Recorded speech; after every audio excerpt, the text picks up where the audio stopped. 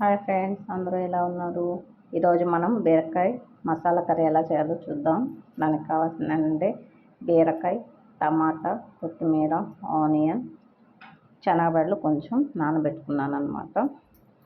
దీంట్లోకి మసాలా ఏంటంటే కొబ్బరి, ధనియాలు కొంచెం, తెల్లగడ్డ, ఈ మూడు కలిపి మిక్సీ గ్రైండ్ చేసుకోవాలండి.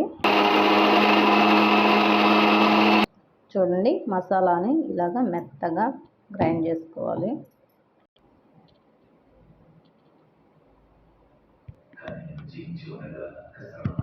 ఇప్పుడైతే ప్యాన్ పెట్టి ఆయిల్ వేసుకుందాం.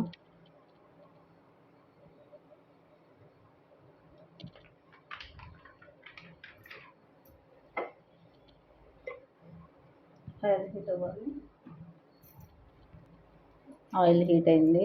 ఇప్పుడు ఆవాలు,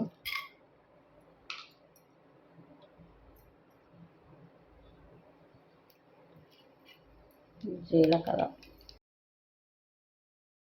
నెక్స్ట్ కొత్తిమీర, ఆనియన్స్ కూడా వేసుకుంటానండి. ఆనియన్స్ కొంచెం కలర్ చేంజ్ అయ్యే వరకు ఫ్రై చేసుకోవాలి.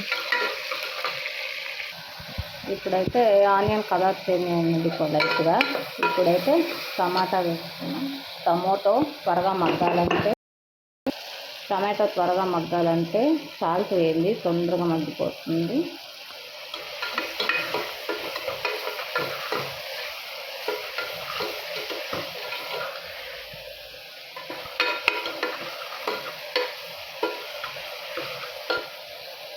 కూడా ఆల్మోస్ట్ మగ్గిందండి. ఇప్పుడు నానబెట్టుకున్నాం కదా మనం శనగబ్యాళ్ళు వేసేసాం.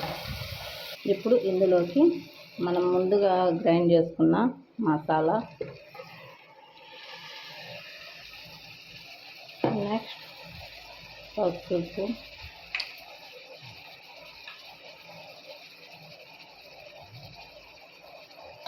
తర్వాత కారం. ఇప్పుడు పసుపు, కారం అన్నీ వేసి కర్రీని ఇలా కలబెట్టేసుకొని మసాలా పచ్చి వాసన పోయేంత వరకు ఫ్రై చేసుకోవాలండి.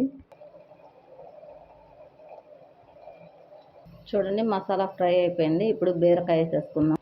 చూడండి, బీరకాయ కూడా వేసేసుకున్నాం. ఇప్పుడు కలబెట్టేసుకున్నాం.